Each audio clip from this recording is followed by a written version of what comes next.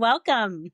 Welcome to Unlocking Joyful Communication. This is where we talk about how to create connected and internally motivated and joyful communication with your autistic communicators. I'm Sherry Summers, And I'm Alicia McManaman. and we're really happy that you're here today. Today, we're going to kind of talk about where it all started for us and how our progress with our coaching program has evolved and how our workshops and where we are now and all of the information we provide. So I think we should just start off sharing our backgrounds. What do you think? Yeah, perfect. Go for it. Right. So if you don't know, Sherry and I are both speech language pathologists. So I came to the field 30 years ago. My mom had a friend who went back to school to become a speech pathologist, and I was a sophomore with no degree, no major in college. And I thought, okay, I want to see what that's about. And I'm so glad that I chose wisely all those years ago uh, because I've really been so blessed to just enjoy this career for so long. I started out working at a kind of like a clinic, a children's center. And I also worked outpatient in the beginning. And I really knew I did not want to do that. So there were all of these older adults who had strokes. And I was like, Mr. So-and-so, wake up, wake up. It's time for speech. So I kind of knew that wasn't going to be my thing pretty early on. But I've been working with children from the 0 to 5 population pretty much my whole career. So I started off working with kids, as I said, in a clinic. I moved to private practice to kind of gain some more mentorship. From there, I ended up working for myself. I saw kids in my home. My husband built me a home office. Actually, that's where I am right now. And I saw kids here for several years where parents would bring their kids here. And we did a lot of coaching back then and kind of modeling of what parents could do at home. So I worked with a lot of moms back then. From there, I've been in schools since. So I've been in schools, 17 years now, the whole time working with the preschool population. And currently, I still work with preschoolers. A lot of my kids are autistic communicators, so still at those really early stages of communication, learning what communication is. And I've been so lucky because I've gotten a chance to work with AAC the last couple of years. I'm on the AAC team, and as you know, Sherry, they're like, "Do you want to be on the district AAC team?" And I was like, "Okay, let me learn more." So I just jumped into that, and that's been so awesome. I've learned really so much and really applied what Sherry and I talk about through that process of using AAC. So that's where I am. I'm actually, as of right now in July, celebrating my 30th year. So I'm super excited about that because I'm still really excited about what we do. Yeah, How that's about you, awesome. Sherry? And I'm sure you can tell through the screen that Alicia, while she is a seasoned SLP, she's definitely stayed new and fresh and continually evolving and growing. And that always inspires me about her. I went back as a grad school when I was 40, and with a little urging from Alicia, I was friends with her, had coached her son. We were friends. And so I went back at 40, and it's been an incredible journey since. I tried everything, every setting that I could think of as far as the communication settings, and I really enjoyed most of them. I worked in the clinical setting, I worked in skilled nursing, I worked in early intervention, and I worked in schools. And I have loved all of the different ages. So I've worked from little, very little ones to now I work with adults. So I work currently with the adult transition program with high schoolers. I've discovered the awesome world of these guys who are just make me laugh every day with their sincerity and their sense of humor. And I absolutely love it. So feel very fortunate that I can work on that end. And then with our coaching and our program, I'm able to work on the other end with the little ones still. But so I went back, and then once I was done, Alicia and I we had a friendship already. We continued to meet. We met for coffee regularly, and our business was really born out of those coffee conversations, right? Yeah, and that's been a progression too. So we wanted to do consultation and teach families just within our own community, and then COVID hit. So we had to make some switches, as most everybody did, to something that was more online and with families. And so we kind of we started, right? And we evolved over time to really working with parents who had little ones, mainly toddlers who were autistic or showing autistic characteristics. And we kind of just jumped in, right, Sherry? We just We thought, did. We yeah. did. And Yeah, I think one of the main things that you and I talked about all the time was that within our therapy and on our own is that how important it was just to make it fun and worth it for the kids to be with us, and to really build that relationship with them. And through that process, just we knew that we couldn't get anywhere with their communication if we didn't make it fun and engaging and they weren't excited about what we were doing. And I think that's kind of for all kinds of kids across whatever they're working on. yeah, So I always say like these, lines in my forehead are because I've had a permanent big facial expressions for 30 years. Because we just knew how important it was and how much progress we could really make no matter what skill we were working on if we got kids engaged and with what we were doing and having fun. for sure, for sure. And yeah, we would talk about so the four main tenets that eventually grew into our approach were that one that we knew that you had to be engaged and enjoying to participate. I mean, if we're bored, they're definitely bored, and so we knew that that was a critical piece was having the fun and enjoying, just like all of us, to be interested in something. And a second thing that we talked about a lot that became another piece that moved with our approach was just how many strategies, right, that we were taught, Alicia, that we were taught to use for communicators, for late talkers, for artistic communicators, all of the prompting and the strategies that are most commonly taught today. And we would just talk about how everywhere we looked, we saw people using them, professionals with good intentions, families with good intentions. And we just saw they just really were leading to very often the opposite. We were seeing shut down and discouragement. And so that was really the second piece that we talked about. Yeah, and we talked a lot about how we might do that differently, right? Like Yes. and just I think for me, experimenting like with trying different things and knowing what we know about helping with that engagement and not having pressure and not relying on those strategies. Yeah. Yeah. And how we saw time and time again when we trusted our gut more than what we learned and just did that experimenting that we realized that when we went about it a different way, that we got just so much more communication that was from them, not prompted. Right. And then our third one was that the third piece that we talked about all the time that eventually became what was the foundation for our approach was that the more we talked, the more we experimented, the more we worked with by ourselves, we talked about how everyone was skipping over what we called the missing piece. We call the missing piece now. I don't remember what we called it then, but we talked about that desire to communicate, the wanting to communicate that everyone talked about. That's what families want. That's what we all want and professionals want, but that nobody really knew how to work on it. We weren't taught how to work on it.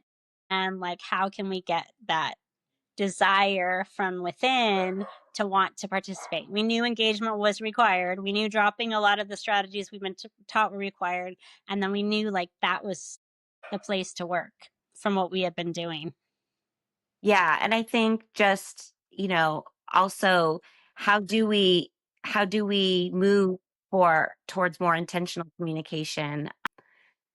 Yeah, and just making it because so many parents, I think, right? They say, well, they're only communicate when they want I don't know, Cheez-Its or something, but they never just communicate to tell me something or share something with me, or I'm always having to prompt them. And I mean, so many families, no matter what setting I was in, were wanting just them to communicate more on their own. And they feel like they always had to prompt that. So that missing piece was what we really talked about in terms of like how we can teach families to really facilitate that and Hmm. help their child communicate just because they want to. Right, right. Yeah. And then that final piece, right, was the moms. And I'll let you talk. that. Both Sherry and I have worked in different settings where we were able to actually work directly with families and particularly moms. At least for me, they were usually the ones that brought their children to therapy, and the different ways that we did that, and that we could see a huge correlation between the families that really wanted to learn the skills and implemented the skills outside of the therapy room were the ones where the children where we got to see a lot of progress. And so even in schools, right, so many families reach out and ask for help, like what can I do at home? And those families, those kids, we would talk about how when those families were involved and they wanted to help and they actually implemented what we recommended or what we suggested, those are the kids where we saw the most progress. And we just knew that, moms and families had so much power to make changes. And I always say, I've said this a million times to our families, right, Sherry? Like, we obviously have our lens as SLPs, but we're really problem solvers. And so, because every kid presents differently. And so we have talked about with our families, like, you don't need to be an SLP, but you do need to problem solve. And that's a lot of what we teach our families. And our moms are so capable of that. And we've seen them, you know, learn this skill in the context of communication, and so beautifully. And so, we have another episode of our podcast where we talk about the power of moms, just specifically and how amazing they are. And that has been a really big foundation, I think, of everything that we've done so far. And we've learned so much from them. Yeah. And sitting in on those coffee talks, what I just remember as we sat there was we would just keep saying, we know what these moms can do, but there's still so many of them are being taught the strategies that we know are not working for autistic communicators to create that internal desire to communicate. And so I remember just repeatedly at coffee dates, we would be like, if they just had the tools, if we could just get them the tools, moms would do it. And so that's kind of really just like a lot of talk about it for a few years. And then we were like, let's just try it. Let's just do it. And that was the beginning of just an amazing journey where we just learned so much from our families. Yeah. So we really jumped into coaching, I think, with those four ideas or principles, right? And from there, we really got to work with the families and learn so much from them. And we've really honed our approach over time with learning from, again, just the power of what moms can do when they're given the right tools, and then to really fully develop what we call our IRC, 1 minute at a time approach, which is what we teach now. And we'll talk more about on other podcasts. But that's kind of how we came to be.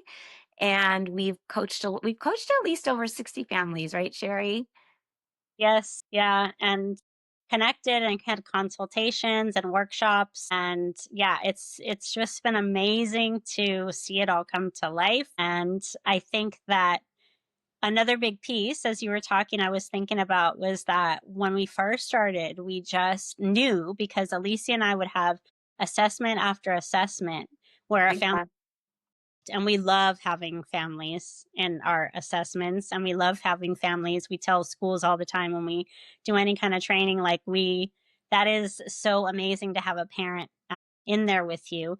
But they would watch, and time again, Alicia would get, and I would get the same thing, a parent saying, we still do to this day, wow, they've never done that before. They've never communicated that way before. They've never connected that way before. And it really happens that quickly, that piece of it, and just that subtle change, right? Just that dropping the strategies they've been taught and shifting to seeing all the communication they're giving and really bring that engagement and fun. And we do it in a systematic way, but that's basically the crux of it. And so seeing those families would see it in real time, and we just knew like they could create, like, if we can do this, what can families do? Right. So And I yeah. think another big piece of something that we talked about all the time too was how discouraged moms feel or families feel during that assessment process, and that's kind of the way it's been designed, right? It's a deficit based way of doing things that we have to prove, that the child has a disability or has a delay to whatever it is, in schools or insurance or whatever kind of system you're in, right? And that we really flipped that switch around with our families. So during those assessments, just talking a lot about what they are doing. And that was just such a huge change for our families. And I think we were both experiencing that in our own settings. And we talked about how can we bring that to what we're doing together with our coaching. And that's been a big piece of it too, is just bringing that knowledge of like parents really need to hear what their kids are doing well, what skills they do have, not just all the skills they don't have. And I think that's a big piece about what, kind of was another foundational piece is really supporting parents, lifting parents up, showing them how much their kids are capable of, even though they know it, like having someone validate that, I think has been a big foundational piece for us too. And them learning that the pieces that they see are actually the most meaningful pieces and like the real place to work that Absolutely. known. So yeah, it's just super, super exciting the journey we've been on.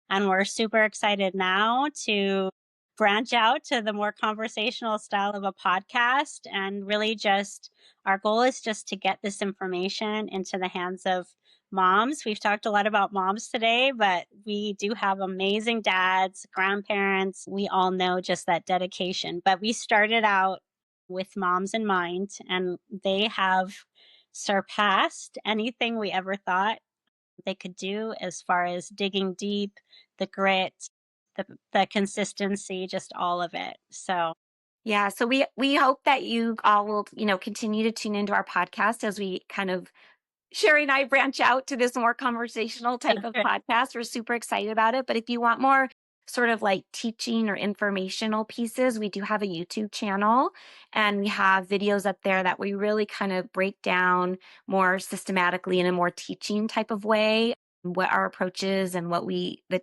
are kind of the shifts that we have parents make.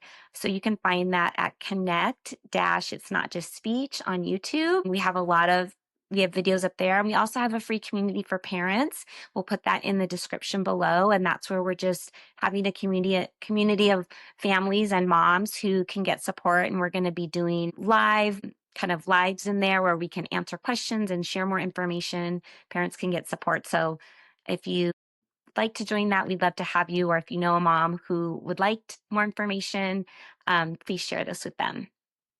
yes, All right. Thank you so much for joining, everybody. We'll see you on the next podcast, right? that's right.